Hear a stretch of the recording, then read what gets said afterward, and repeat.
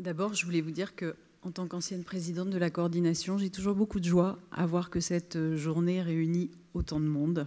C'est toujours vraiment une joie. Quand Gaëtan m'a appelé mi-septembre pour me dire « Marie-Sylvie Richard ne peut pas venir, tu peux nous aider ?» Je me suis dit « Je ne vais pas être à la hauteur. » Bon. Et puis après, je me suis dit je vais faire ce que je peux. Et puis, ce n'est pas de ma faute si elle n'est pas là. Donc,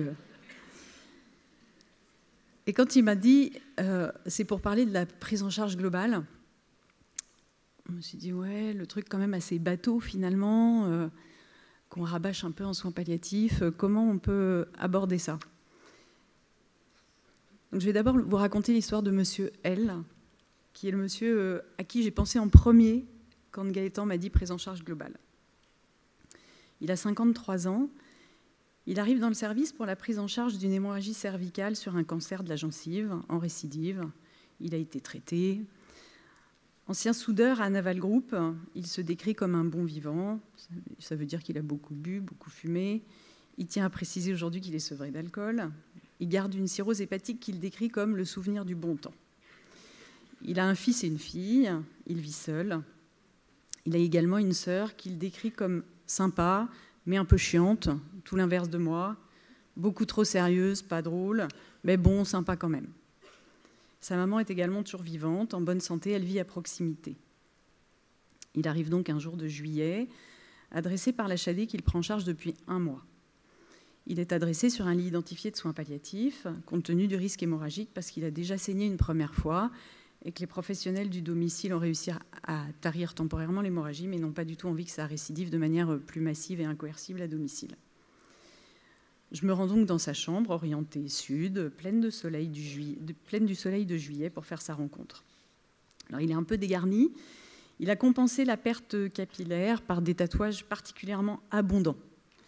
Comme il dit, il garde le style de ses bonnes années. Comme il aime à les nommer, donc il a les t-shirts de hard rock, les têtes de mort sous toutes ses formes, bagues à tous les doigts, nombreux piercings, tatouages multiples, pas beaucoup d'espace de peau libre. Il m'accueille avec une certaine bonhomie, une certaine jovialité qui contraste un peu avec ses inquiétudes qu'il exprime quand même quand il me dit par exemple « Ah, c'est vous le docteur pour ce truc-là, pas classe hein. ». Puis il me montre le pansement décollé avec la lésion suintante, ulcérée, un peu hémorragique. On prend le temps de faire connaissance. Immédiatement, je perçois son ironie, son cynisme, dont je ne sais pas encore bien s'il concerne sa situation, sa vie, le monde qui l'entoure. Je tiens plus sur mes cannes, me dit-il, en me montrant ses jambes particulièrement maigres, dans le jean noir élimé, au bout desquelles pendent 2 grosses Doc Martens bien usées, elles aussi. Puis là, il me montre le pyjama au bout du lit. Il me dit « Pas question que je mette ce truc de vieux. »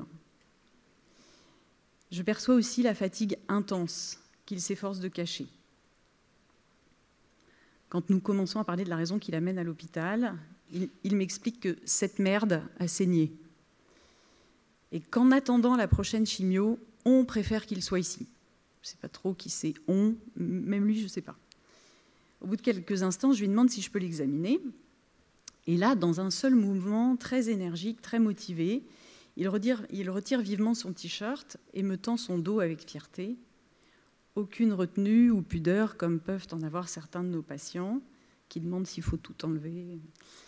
Je suis assez déroutée, assez violentée même, par le tatouage qu'il a dans le dos, une énorme croix gammée avec « Heil Hitler ». Je sens qu'il attend une réaction de ma part. Je préfère ne rien dire. D'abord, je ne saurais pas quoi dire. Et puis, je sens bien qu'il me faut contrôler quand même ce que ça provoque en moi, une forme de rejet, puis une agressivité à l'égard de cet homme qui, semble-t-il, est encore très accordé à ce message qu'il ne tente absolument pas de dissimuler, mais qu'il exhibe même. Donc, je termine de l'examiner, puis je le quitte après avoir fait un point très technique sur la prise en charge de sa douleur, de la lésion hémorragique. Sur les 2 mois et demi que M. L va passer dans le service, au moins 1 mois, pour moi en tout cas, et pour l'équipe, d'après les échanges qu'on a pu en avoir, va être consacré à essayer de comprendre cet homme qui, sous des abords particulièrement violents, des propos haineux, semble finalement avoir une certaine tendresse et une douceur que l'on perçoit des détails. Les remerciements qu'il nous adresse régulièrement, ses chaussons, Mickey à droite, Minnie à gauche, improbable dans le contexte, les larmes aux yeux qu'il essuie vite quand il parle de sa petite fille. Un jour, il me montre ses bras. Sur le bras droit est tatoué le prénom de sa petite fille, la fille de son fils, et il me confie qu'il a laissé un espace de peau libre sur le bras gauche, qu'il me montre aussi, pour y inscrire le prénom du bébé qu'il souhaite à sa fille. Mais il ajoute « Ouais, mais je ne connais pas mon gendre parce que c'est un Nyakwe ». Durant tout ce temps, on va essayer on va pas seulement essayer, soulager ses douleurs, essayer de refaire son pansement en toute délicatesse parce que ce n'était pas évident, ne pas sembler dégoûté devant l'évolution de la lésion. On écoute sa colère aussi quand il nous dit que ça fait juste 1 an qu'il est sevré de son éthylisme et que c'est pas juste. Quand il voit tous les efforts que ça lui a demandé, que ça se termine comme ça. On se moque aussi gentiment de ses chaussons quand même. On essaye non pas de comprendre ses propos racistes et butés qu'il évoque régulièrement, mais on tente de l'aider à réaliser qu'il serait peut-être heureux et apaisé quand même que sa fille puisse venir avec son compagnon. Cette idée fait son chemin, et pourtant il ne le rencontrera pas. 2 mois et demi après son entrée dans le service, il meurt non pas d'une hémorragie, mais d'une dégradation progressive avec confusion et un peu d'anxiété les derniers moments. Pourquoi je vous ai raconté cette histoire ? Parce que je pense qu'elle illustre assez bien ce que je vais essayer de vous dire dans le propos qui suit un peu plus théorique sur ce que pourrait être une prise en charge globale. Souvent, c'est un mot qu'on emploie et qui est assez, je trouve assez, pas galvaudé, mais voilà, on dit souvent non mais c'est important de faire attention à la prise en charge globale, non mais nous on fait une prise en charge globale, mais finalement qu'est-ce que ça veut dire ? Alors on va retrouver des mots que Jean-Marie Gomas a pu évoquer tout à l'heure, l'interdisciplinarité, le respect, l'écoute. Mais là, je vais essayer de le définir un peu autrement, avec des mots peut-être qu'on n'a pas l'habitude d'employer ou qu'on va décrire un peu autrement. Dans ma première partie, je vais essayer de vous dire que peut-être la prise en charge globale, c'est un accompagnement indivisible. Le mot indivisible, ça signifie considérer dans son ensemble. Ça veut dire que nous formons un ensemble indissociable. Nous ne sommes pas sécables, nous ne sommes pas séparables. Cette indivisibilité n'est pas ou peu accessible à notre esprit conceptuel, donc on la décrit de façon parcellaire, cloisonnée, pour mieux l'appréhender. Quand on parle de prise en charge physique, psychologique, sociale, spirituelle, on essaie de faire le tour de la personne. C'est-à-dire qu'on va tenter de soulager la souffrance physique, la douleur, les vomissements, les saignements, etc. On va tenter de soulager la souffrance psychologique, l'anxiété, les ruminations, les crises d'angoisse. On va tenter de soulager la souffrance sociale. On va déclencher des aides financières pour cette famille dont le papa va mourir, dont la maman ne travaille pas. On organise la garde des enfants de cette maman célibataire qui va mourir, etc. On va écouter la souffrance spirituelle, les questions. Donc la prise en charge globale, ce serait ça. Et vous êtes d'accord avec moi pour dire que personne d'entre nous, personne de nos patients ne se résume à un physique, plus un psychologique, plus un social, plus un spirituel. Le tout est supérieur à la somme des parties. Et on sait bien que même en décrivant tout ça, on n'arrive pas encore à décrire l'autre. La souffrance spirituelle est peut-être celle qui nous semble la moins claire, la plus énigmatique. Certains prétendent que la souffrance spirituelle est particulière et demande une prise en charge à part, comme dans l'énumération que je viens de faire, et c'est parfois ce qu'on retrouve dans certaines définitions. D'autres, dont je fais partie, défendent l'idée que la souffrance spirituelle est l'essence même de la souffrance globale et qu'on ne peut pas la séparer du reste et que même elle traverse l'ensemble du reste. Dans une approche globale en soins palliatifs, nous souhaitons être attentifs à la dimension spirituelle c'est-à-dire que nous souhaitons élargir l'espace autour du patient, l'espace autour du patient dans lequel nos catégories médico-psychosociales l'enferment, ou parfois l'enferment. Dans chaque personne que nous rencontrons, il y a quelque chose qui nous dépasse, quelque chose que nous n'arrivons pas à décrire, même avec toutes ces catégories, quelque chose d'un mystère. Même dans nos proches les plus proches, même en nous, il persiste un mystère. Et c'est ce que j'appelle un peu cet indivisible. Ce qui est intéressant, c'est de faire le constat que l'indivisible, il concerne le patient, mais il concerne aussi l'équipe et chaque membre de l'équipe. Parce que vous savez bien aussi que l'équipe, c'est plus que les infirmières, plus les aides-soignantes, plus les médecins, plus les bénévoles, plus le kiné, plus... Vous savez bien que l'équipe, c'est plus que ça aussi. L'équipe, c'est cet ensemble qui porte chacune de nos individualités, chacune de nos compétences. C'est un peu un maillage qui va porter le patient. Et j'aime assez l'image du tricot pour décrire ce maillage. Dans un tricot, les fils de laine sont entrelacés, entremêlés, mais si on regarde bien, on distingue les couleurs, les textures de chaque fil. Si nous voulons vraiment faire équipe, une équipe qui soutient, qui veut porter le patient, nous devons accepter d'être entrelacés, d'être noués parfois les uns aux autres. Mais nous pouvons aussi, à y regarder de plus près, distinguer nettement ce que fait un tel, ce que dit l'un, ce qui relève de l'autre, etc. Ça ne veut pas dire qu'on doit penser pareil, qu'on doit faire tout pareil, se ranger comme un seul homme derrière un seul avis, bien entendu.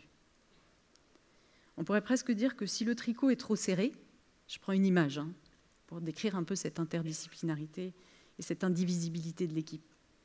On pourrait dire que si le tricot est trop serré, c'est-à-dire si l'équipe est trop uniforme, si tout le monde pense pareil, si on est trop fusionnel, c'est comme si dans le tricot on est trop à l'étroit.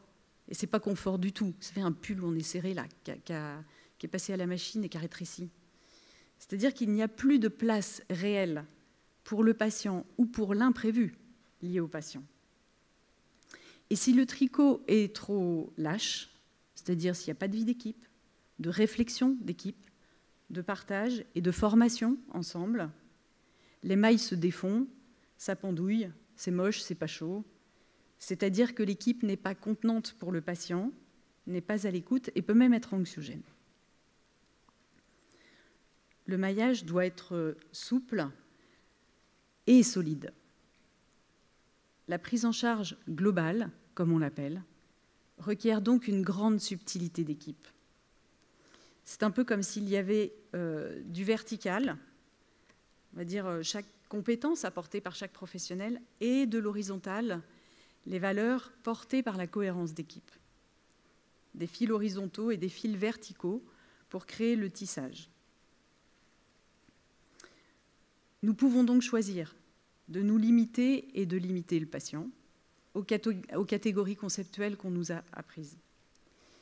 Mais en soins palliatifs, dans la prise en charge que nous appelons globale, nous acceptons de sortir de ces catégories et de reconnaître la part de mystère de l'autre, celle qui nous échappe, celle qu'on ne peut pas pénétrer dans cette indivisibilité. Et nous reconnaissons que ça nous échappe. Et nous choisissons la vie d'équipe comme balisage au chemin que le patient doit parcourir. J'ai entendu tout à l'heure, il disait la prise en soin, et je sais que c'est une nouvelle mode, entre guillemets, de dire prise en soin plutôt que prise en charge. Moi, le mot prise en charge, il ne me gêne pas, parce que parfois c'est une charge, et qu'il faut la reconnaître comme telle, et peut-être l'assumer comme telle. Oui, parfois quand on ne dort pas très bien, parce qu'on pense à un de nos patients, parce qu'on ne sait pas comment faire, parce qu'on hésite, c'est une charge, et ce n'est pas grave. Moi, ça ne me gêne pas de l'appeler comme ça. J'ai un peu développé le mot indivisible et le mot accompagnement. Je ne vous apprends rien, signifie prendre pour compagnon ou partager le pain. Accompagner s'inscrit donc dans une dynamique du donner et du recevoir. Accepter de donner et de recevoir, c'est accepter une certaine dépendance, une interdépendance. Le mot dépendance, il vient étymologiquement de pendre, être suspendu à. Et le mot interdépendance, lui, c'est un mot scientifique qui désigne la dépendance réciproque de deux phénomènes. Quand je ne comprends pas quelque chose, j'aime bien essayer de comprendre un mot par son étymologie et par son contraire. Et donc, je réfléchissais à cette question en disant, quel est le contraire de l'interdépendance ? Ce n'est pas l'indépendance, parce que le contraire de l'indépendance, c'est la dépendance. Donc, c'est quoi le contraire de l'indépendance ? Je pense que c'est... Je me suis posé la question, je n'ai pas la réponse, mais je me suis dit, c'est peut-être l'individualisme ou l'autodétermination, ces mouvements où il n'y a pas d'échange possible entre deux phénomènes ou deux personnes. Et nous voyons bien que dans l'interdépendance, il y a la reconnaissance d'un échange entre deux entités qui font un peu partie l'une de l'autre. L'interdépendance de l'accompagnement en soins palliatifs signifierait donc que librement, sans contrainte, puisque c'est dans l'étymologie initiale, nous acceptons parfois d'être suspendus à ce que vit l'autre. Et en pratique, je trouve que c'est très vrai. Nous sommes, les uns et les autres, souvent suspendus aux rares paroles exprimées, suspendus au soulagement que l'on peut enfin lire sur un visage détendu, suspendus au temps qui n'en finit plus ou qui va trop vite. Nos nuits aussi, j'en parlais tout à l'heure, en tout cas les miennes, sont aussi parfois suspendues devant certaines des histoires de vie que nous rencontrons. Nous reconnaissons et nous acceptons que nous faisons un peu partie de l'existence du patient et qu'il fait un peu partie de la nôtre, que l'équipe fait un peu partie de son existence et qu'il fait partie de celle de l'équipe. Je pense que c'est ça, l'accompagnement. C'est s'engager sur ce chemin de l'interdépendance volontairement. C'est accepter de reconnaître que quelque chose du patient dépend de moi, mais également que quelque chose de moi dépend de lui. Mais sans culpabilité. Ce n'est pas parce qu'il y a cette interdépendance que c'est de ma faute. La prise en charge globale serait donc peut-être l'accompagnement de cet indivisible de l'autre. Ça signifierait que c'est nouer une relation qui engage l'un et l'autre, chacun à sa place, mais dans un échange permanent. Après cet accompagnement indivisible, ma deuxième partie pose l'hypothèse que la prise en charge globale vient répondre à ce qu'on appelle la souffrance globale. Chaque soignant ou intervenant en soins palliatifs a une idée très précise de ce qu'est la souffrance globale, cet état très difficile à soulager qui résiste aux compétences, au savoir-faire, à l'expérience du métier. Ne pas parvenir à soulager un patient de sa douleur, de son angoisse, de sa désespérance est source de souffrance aussi pour celles et ceux qui ont vocation justement à l'accompagner. Mais j'ai l'intuition, et peut-être maintenant l'expérience, que cette souffrance que nous appelons globale en soins palliatifs, on aime bien ce mot-là en soins pal, recouvre diverses formes de souffrance, et en particulier des souffrances qui n'ont pas forcément de lien direct avec la fin de l'existence. Je pense à M. M, 49 ans, qui me parle à chacune de nos rencontres de son fils qui s'est suicidé de manière particulièrement violente et effrayante. Je pense à Mme I, 65 ans, qui me répète « J'attends quelque chose. Je ne sais pas quoi, mais j'attends quelque chose. » Je pense à M. N, 53 ans, qui, dans une crise douloureuse, me dit de but en blanc « Et ma femme, ça fait 10 ans qu'on fait chambre à part. Même faire l'amour, c'est une corvée pour elle. » Aucun rapport avec sa douleur, de prime abord. La fin de la vie est le lieu et le temps de l'émergence ou de la réémergence de toutes les souffrances de l'existence. En tout cas, c'est l'expérience que ou l'observation que j'ai pu faire. Elle met en exergue ce désir jamais satisfait, ce désir abyssal qui habite chacun de nous. Nous portons tous une insatisfaction profonde, quelque chose d'intérieur qui nous pousse à attendre encore, à désirer plus. Cette puissance de désirer intrinsèque à notre humanité, cette recherche d'autre chose de plus grand n'est jamais comblée. Est-ce que ce désir, cette attente, cette recherche ne constituerait pas la vie spirituelle? Je crois que la souffrance globale est aussi la souffrance de ce désir non éteint qui vit encore. Il me semble que la souffrance globale émerge quand ce désir ne s'éteint pas, alors que la vie physique, organique, s'éteint. Peut-être qu'il est moins difficile de mourir quand l'attente s'éteint progressivement avec la vie qui s'en va tranquillement. Je ne sais pas. Mais dire « j'ai mal en fin de vie », c'est aussi pleurer sur tout ce qui n'a pas été vécu, sur les limites, sur nos limites, sur tout ce qui pourrait encore. C'est dire « j'ai mal à ma vie ».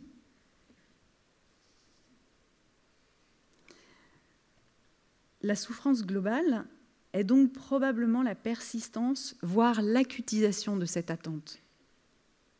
Là aussi, pour réduire et pour réussir à conceptualiser, on a tendance à objectiver.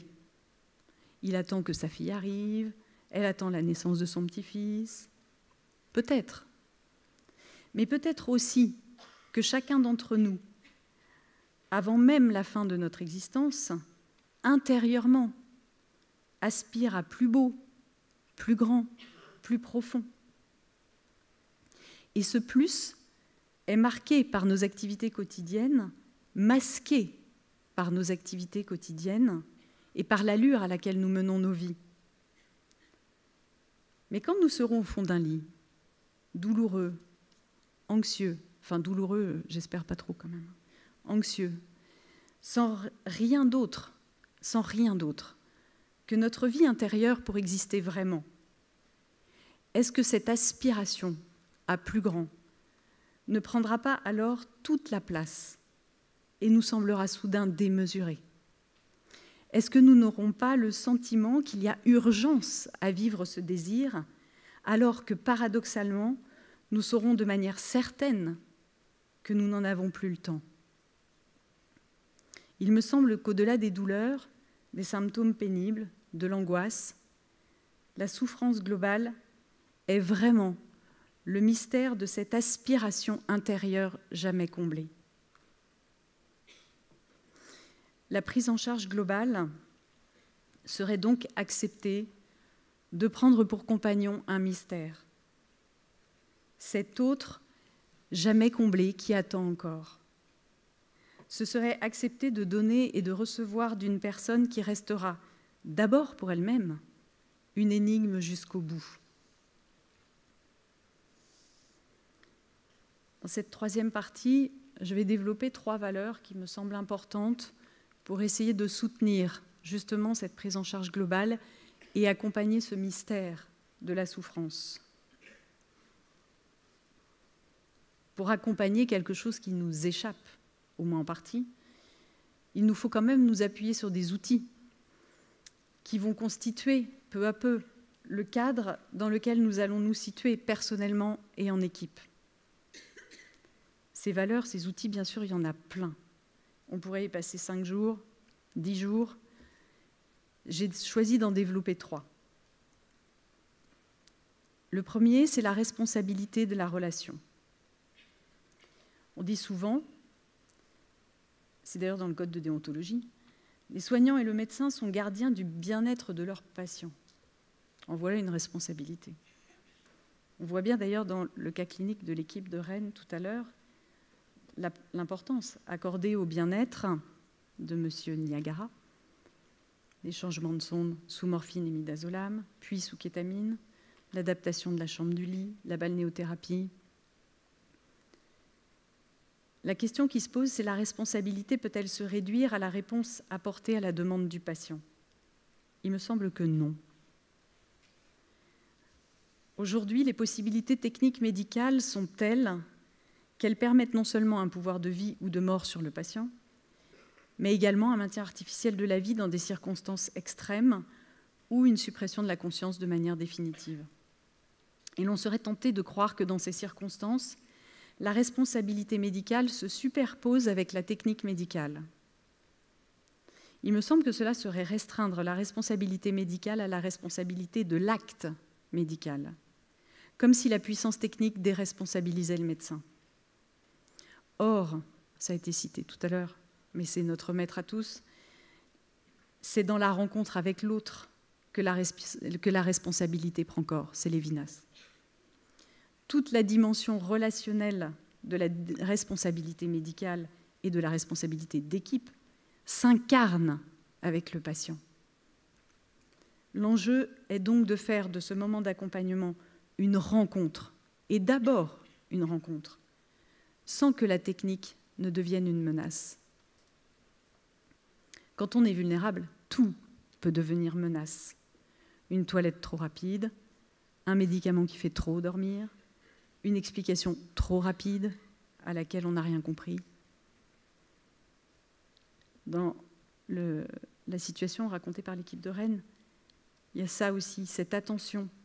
Chaque médicament, chaque examen est réfléchi en fonction de ce que ça peut apporter au-delà même de l'acte. L'adaptation des repas n'a pas seulement une visée nutritionnelle ou agréable pour lui, elle est réfléchie pour permettre un moment convivial avec sa femme et sa fille. Les temps passés avec la psychologue permettent un apaisement pour lui, alors même que ce sont sa femme et sa fille qui sont rencontrées. Nous avons donc comme soignants à réfléchir à la responsabilité que nous avons, à la manière dont nous créons la relation. Est-ce qu'à la demande d'un patient, on répond pour que cette demande soit juste satisfaite? Ou est-ce qu'on répond avec l'idée que la demande soit entendue et pas forcément satisfaite, mais que la relation et la compréhension mutuelle s'en trouvent grandies? Vous avez compris que moi, je réponds oui à la deuxième proposition. Le deuxième outil, c'est l'équilibre des savoirs. Il existe une balance entre le savoir du patient et le savoir de l'équipe. Le patient, il sait pour lui. Il sent dans son corps ce qui lui arrive. Il ressent la fatigue, les douleurs, les nausées. Il fait concrètement l'expérience des pertes successives sans possibilité d'en restaurer aucune. Les soignants, eux, ont une connaissance théorique de la maladie, de son évolution, des traitements. Et ils ont l'expérience de la prise en charge de patients atteints de mêmes pathologies ou vivant les mêmes pertes. Il me semble que l'équilibre de ces savoirs est fragile à construire. Devant une souffrance trop importante, physique et ou morale, le patient peut être entraîné dans plusieurs dangers. Une identification à sa maladie qui peut le conduire au désespoir total. Je pense qu'il y a parfois même dans la manière dont on parle, si on n'a pas pris soin de la relation. On parle beaucoup d'euthanasie aujourd'hui, mais je pense qu'il existe des euthanasies psychiques ou sociales, dans la manière dont on regarde les gens et comment on leur parle. La souffrance trop importante peut conduire aussi au déni, où le patient refuse de reconnaître la maladie comme appartenant à sa réalité. Et cette souffrance peut rendre le patient presque inaccessible, elle appauvrit le dialogue. Mais de son côté, l'équipe peut aussi, dans des situations extrêmes, se réfugier dans son pouvoir de sachant, qui la confronte à deux types de dangers, à mon avis. Le premier danger, c'est une sortie de la logique palliative vers une logique palliativiste, c'est-à-dire un acharnement palliatif qui conduit à tout soulager, à tout prix, sans avoir pris le temps d'entendre l'appel, la plainte. La plainte a une fonction. Et le second danger, c'est de survaloriser le temps de la fin de vie en voulant y trouver un sens que le patient lui-même ne peut y trouver. L'enjeu est donc, à mon avis, de permettre au patient de ne pas disparaître dans sa souffrance, même intense, et à l'équipe de ne pas perdre de vue la relation seule à même d'adoucir des positionnements dogmatiques de part et d'autre. Je repense à cette patiente de 45 ans, atteinte d'un cancer du sein avec des fractures sur métastases osseuses, qui réclamait tous les jours que l'on dose son taux de magnésium, expliquant qu'elle adapterait son alimentation et ses compléments nutritionnels à ce résultat. Au départ, j'ai essayé de lui expliquer que ça ne changerait rien sur l'évolution de sa maladie, que ce dosage ne servirait à rien, jusqu'à ce que je comprenne qu'elle n'entendrait rien, qu'elle n'adhérerait à aucune de nos propositions tant qu'elle n'aurait pas ce résultat, tellement c'était important pour elle. Je lui ai donc dit que je ferais le dosage une seule fois. Je ne lui ai pas dit une seule fois, je lui ai dit que je ferais le dosage une seule fois. Que ça ne changerait pas notre prise en charge, mais que je respectais le fait que ce soit important pour elle. Nous avons fait la prise de sang, elle a été plus ouverte aux propositions et aux soins. Ça a duré 1 mois, puis elle a demandé un nouveau dosage pour vérifier l'efficacité des compléments alimentaires qu'elle prenait. Là, je lui ai rappelé ce qu'on avait convenu. Je lui avais dit « Ah, non, un dosage, pas 2 ». Elle a reconnu qu'elle avait accepté ce compromis et la relation a pu continuer.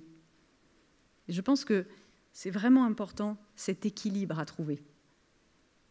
Laisser la parole de l'autre, ne pas taire la nôtre.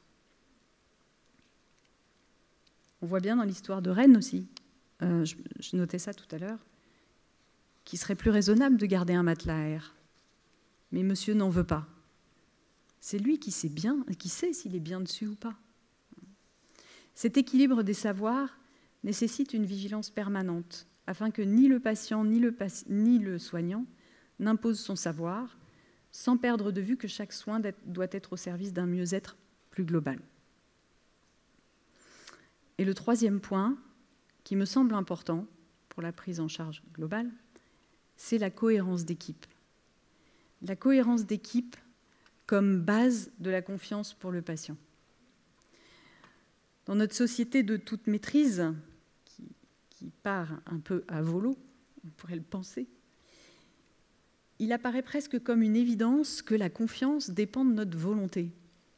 L'expression d'ailleurs « je t'accorde ma confiance » nous dit très bien cette part décidée du crédit que l'on va accorder à l'un ou à l'autre, comme si l'on décidait de donner notre confiance. Il y a une étude menée dans un service de réanimation, où là, les enjeux de vie et de mort sont quand même très prégnants, qui montre que plus le risque d'aggravation plus le risque de mort est élevé, plus la confiance qu'on appelle raisonnée cède le pas à la confiance spontanée. C'est des concepts qui sont empruntés à l'économie. Je ne suis pas du tout économiste, mais je trouvais ça intéressant. La confiance spontanée, celle qui nous vient spontanément vis-à-vis de quelqu'un, et la confiance raisonnée, celle où on se dit « oui, non, mais là, après calcul, machin, ça peut être intéressant d'aller là et de faire confiance là ». Et en fait, on voit bien que plus le risque d'aggravation, plus le risque de mort est présent, plus la confiance qu'on appelle raisonnée, celle où on dit « je t'accorde ma confiance » et qu'on décide, elle disparaît. Ce qui s'installe, c'est une confiance spontanée parce qu'on n'a plus le choix, probablement. Effectivement, nous constatons, en tout cas, vous l'avez sûrement fait comme moi, le constat que plus la personne est démunie et vulnérable, plus la confiance devient une nécessité. Car la question de la confiance est indissolublement liée à celle de l'incertitude. L'incertitude sur le temps qu'il reste à vivre, sur le fait qu'on va peut-être souffrir, étouffer, incertitude sur ce qu'ont vont devenir les proches, incertitude sur le fait d'être respecté dans ce qui est souhaité, dans le rythme opaque un peu imposé à l'hôpital. Et cette incertitude, elle génère tant d'inquiétude et de doute que le patient se retrouve en quête, bien souvent sans l'avoir clairement identifié, d'un socle sur lequel se reposer, où il peut s'abandonner. Et ce mouvement d'abandon de soi, s'il est possible, c'est la nature même de la confiance. Et l'équipe soignante, à mon avis, est confrontée à un défi majeur à ce moment-là, c'est d'être capable d'instaurer une base solide où peut s'ancrer la confiance du patient. Alors cette base, elle se construit de petites choses quotidiennes.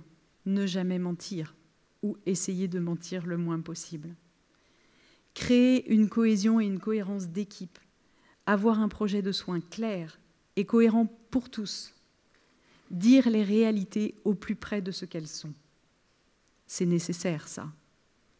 Le patient y sent dans son corps la dégradation, l'altération, et il a besoin de cohérence entre ce qu'il ressent et ce qu'il entend, pour que la faille qui est en train de se créer en lui ne s'agrandisse pas.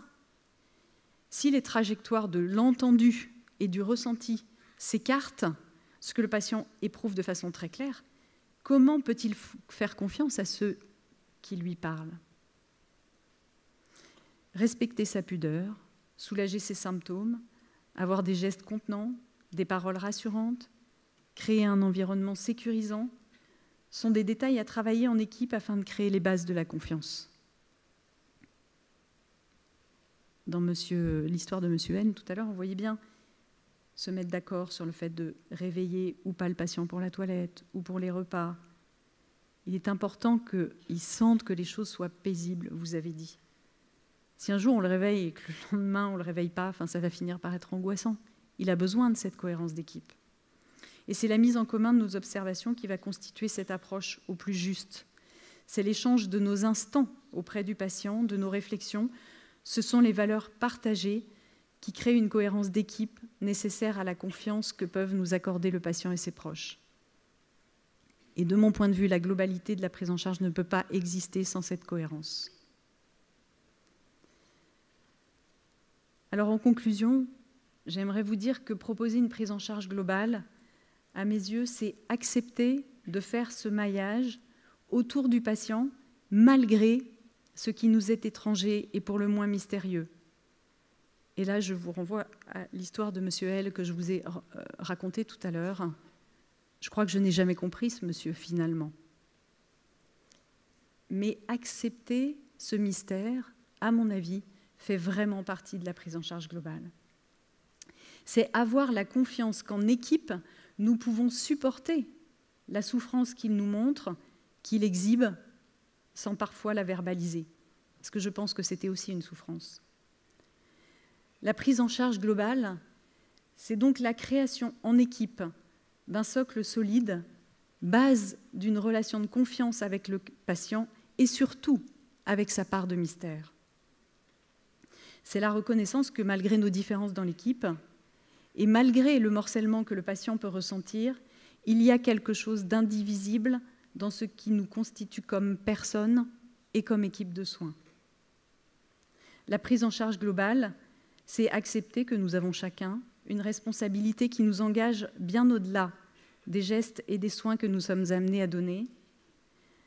C'est prendre un chemin de crête où les savoirs s'ajustent les uns aux autres, c'est veiller toujours à la cohérence de l'équipe. La prise en charge globale, c'est mettre en acte, et parfois en mots, parfois seulement, la reconnaissance que nous partageons tous un désir profond, une aspiration incompréhensible dans notre humanité commune. Et que cette reconnaissance peut aider à accompagner le mystère de la souffrance, le mystère de l'autre. J'emprunte à Albert Camus les derniers mots de ma conclusion. Il y a des êtres qui justifient le monde, qui aident à vivre par leur seule présence. Je nous souhaite donc d'être de cela.